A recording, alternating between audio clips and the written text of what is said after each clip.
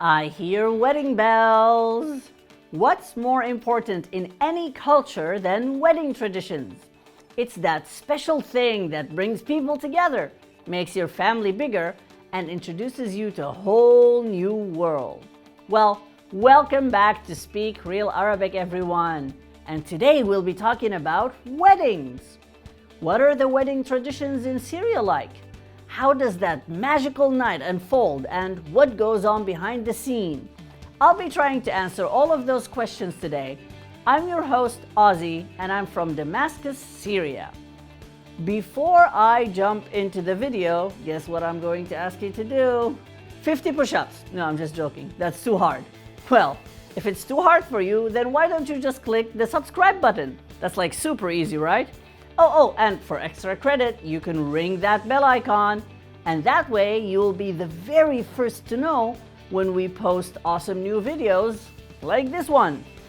Alrighty, now that you've definitely done that, let's jump into wedding traditions. So, it all starts when your parents pressure you to get married. I mean, when you feel ready to get married. My mom actually watches these, so just be cool, okay? Now, traditionally speaking, the man feels ready to get married and tells this to their mom. They tell her what they're looking for in a bride, and that's when the real work begins. The mother springs into action and starts calling literally everyone she knows underneath the sky, though nowadays I guess they mostly use Facebook. Once she speaks with a few families and finds various options, the home visits begin.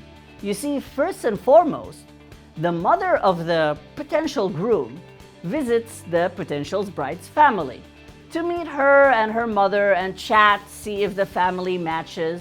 And if the mother feels like the woman is appropriate for what her son needs, and they are infallible when it comes to this, by the way, then it comes time for the families to meet.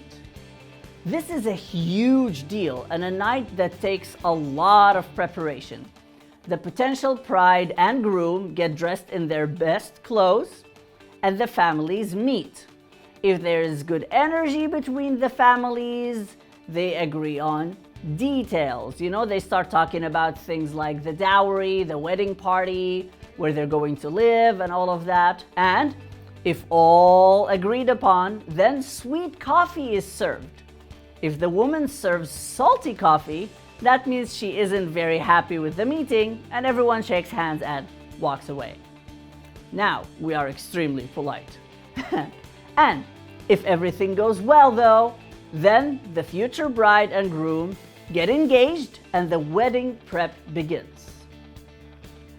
Now, depending on the family, the engagement could last between 6 months to a year until everything is settled. During this time, the groom traditionally gives the bride gifts of gold, silver, or, believe it or not, even furniture. Yeah, you heard me right. Gifts of furniture for their future house is actually quite common during these engagements, especially if the betrothed couple agree that it's a good investment for the future. This goes on for the length of the engagement, during which they get to know each other better, perhaps go out with each other to restaurants, picnic, and get used to each other. Then comes the big day, the wedding day. The wedding day is a glorious mess of traditions.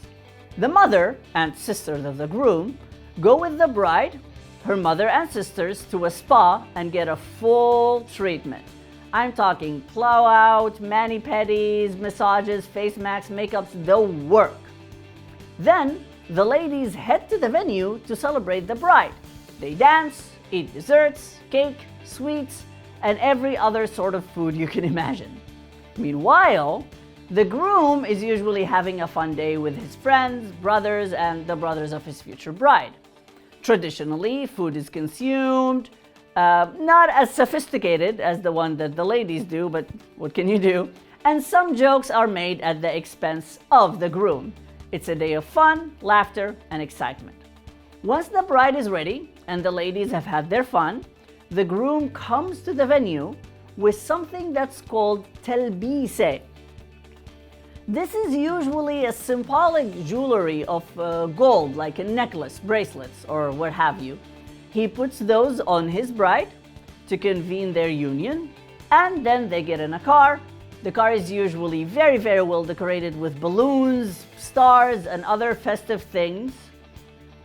Generally, their relatives and friends ride behind them in a parade, honking and celebrating them as loudly as they can until they get home, and that's it. The magical day is done, and they live happily ever after.